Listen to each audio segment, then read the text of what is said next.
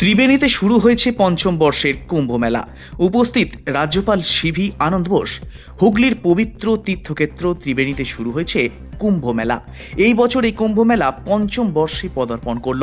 গঙ্গা, যমুনা, সরস্বতীর মিলনস্থল ত্রিবেণী সঙ্গমে ইতিমধ্যেই ভিড় জমাতে শুরু করেছেন অসংখ্য সাধু, সন্ন্যাসী ও ভক্তরা।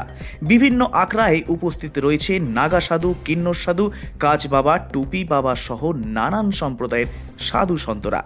মেলাকে ঘিরে আধ্যাত্মিক আবহে অনুষ্ঠিত হচ্ছে একাধিক ধর্মীয় কর্মসূচি।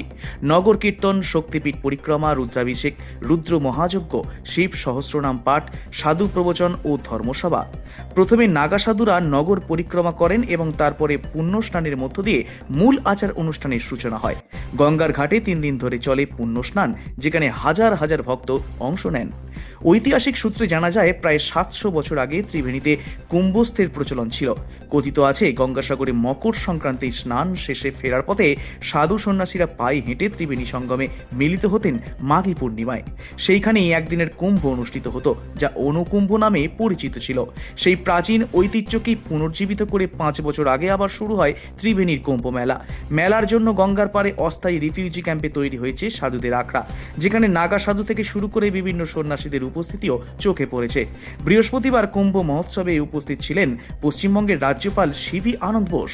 পবিত্র তীর্থক্ষেত্রে এসে তিনি আধ্যাত্মিক আবহে অংশগ্রহণ করেন এবং মঞ্চে বক্তব্য রাখেন। তার ভাষণে বিশেষভাবে উঠে আসে শ্রীমদ্ ভগবদ গীতার ভাবধারা। তিনি মানব জীবনে ধর্মীয় চেতনা, নৈতিকতা ও আত্মিক উন্নয়নের গুরুত্ব তুলে ধরেন। পাশাপাশি তিনি ত্রিবেণী মহাতীর্থক্ষেত্রে পরিদর্শন করেন এবং আগত সাধু সন্ন্যাসীদের সঙ্গে সাক্ষাৎ করে তাদের আশীর্বাদ গ্রহণ করেন। রাজ্যপাল তার বক্তব্যে বলেন, ভারত এমন এক দেশ যেখানে সংস্কৃতির বৈচিত্র্যের মধ্যেই ঐক্যের বন্ধন সুদৃঢ়। সর্বধর্মের মিলনক্ষেত্র এই ভারতবর্ষের কুম্ভ মেলা ধর্মীয় বৈচিত্র্য ও আধ্যাত্মিক ঐতিহ্যের এক অনন্য উদাহরণ।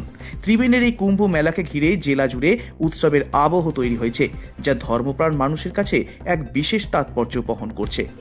प्रकाश महाराज संघ अयोध्या धाम से यहाँ आया हूँ।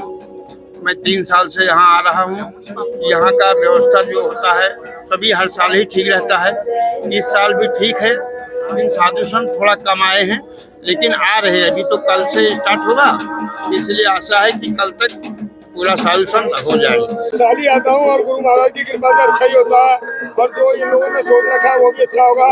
और इस बार तो मैं सुन रहा हूँ कि मोदी जी का बहुत जोर है और जोर शोर से वो आने की सोच रहे हैं। और अभी देखो क्या होता है। वैसे इस बार मेरा पूरा प्लान है कि बंगाल में बाबा जी मोदी जी आएंगे जरूर। আমি কামাখ্যা থেকে এসেছি, জুনাকড়া। মা কামাখ্যার দোয়ার আশীর্বাদে আমি কাজের সঙ্গে যুদ্ধ করি আর কাজ পাও দিয়ে কাজ ভাঙি পুরো করে দিই। আমি এটা মা কামাখ্যার আশীর্বাদে সাধনা করি।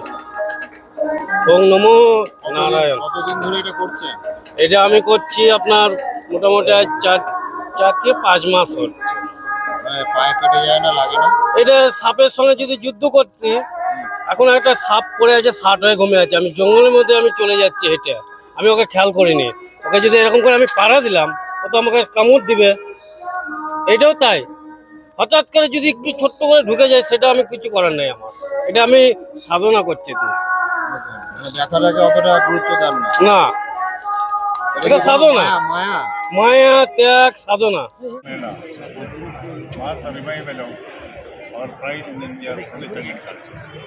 This is something which purifies the mind, brings together people of various faiths to come to the conclusion that India has a great culture. That is what is going to lead to us. India's past, India's future lies in her past. That is the realization which I see in this Kumbh Mela. Bureau Report, Hooghly Times.